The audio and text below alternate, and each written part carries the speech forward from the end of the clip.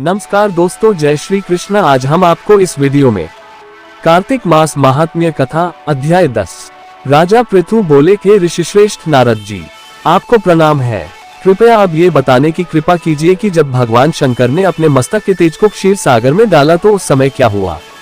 नारद जी बोले के राजन, जब भगवान शंकर ने अपना वह तेज क्षीर सागर में डाल दिया तो उस समय वह शीघ्र ही बालक होकर सागर के संगम पर बैठकर संसार को भय देने वाला रुदन करने लगा।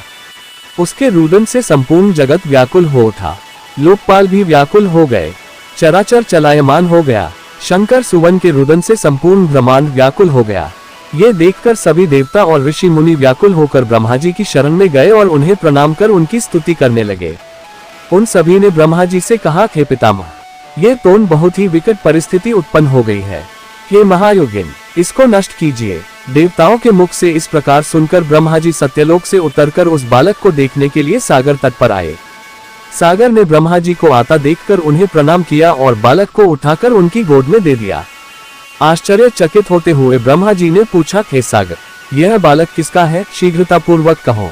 सागर विनम्रता पूर्वक बोला, प्रभु, ये तो मुझे ज्ञात नहीं है, परंतु मैं इतना अवश्य जानता हूँ कि यह गंगा सागर के संगम पर प्रकट हुआ है। इसलिए हे जगत गुरु, आप इस बालक का जात कर्म आदि संस्कार करके इसका जातक फल बताए।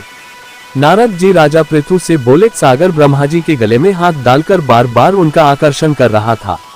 फिर तो उसने ब्रह्मा जी का गला इतनी जोर से पकड़ा कि उससे पीड़ित होकर ब्रह्मा जी की आंखों से अश्रु टपकने लगे। ब्रह्मा जी ने अपने दोनों हाथों का जोर लगाकर किसी प्रकार सागर से अपना गला छुड़वाया और सागर से कहा, हे सागर, सुनो, मैं तुम्हारे इस पुत्र का जातक फल कहता हूँ। मेरे नेत्रों से जो ये जल निकला है, इस कारण इसका नाम जलंधर होगा। उत्पन्न होते ही ये तरुणावस्था को प्राप्त हो गया है, इसलिए ये सब शास्त्रों का पारगामी, महापराक्रमी, महावीर, बलशाली, महायोद्धा और रण में विजय प्राप्त करने वाला होगा। यह बालक सभी दैत्यों का अधिपति होगा।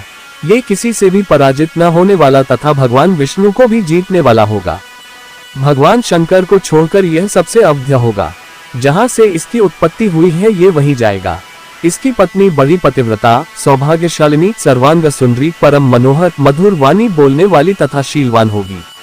सागर से इस प्रकार कहकर ब्रह्मा जी ने शुक्राचार्य को बुलवाया और उनके हाथों से बालक का राज्याभिषेक कराकर स्वयं अंतर्ध्यान हो गए। बालक को देखकर सागर की प्रसन्नता की सीमा न रही, वह हर्षित मन से घर आ गया।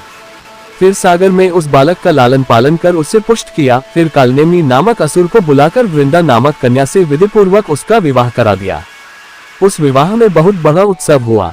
श्री शुक्राचार्य के प्रभाव से पत्नी सहित जलंधर दैत्यों का राजा हो गया। दोस्तों, आपको यह वीडियो कैसा लगा कमेंट में लिखें और अपने दोस्तों के साथ शेयर करें। आपका अपना चैनल पटेल अकेला चैनल को सब्सक्राइब कीजिए। मिलते हैं अगले वीडियो में, तब तक के लिए जय श्री कृष्ण।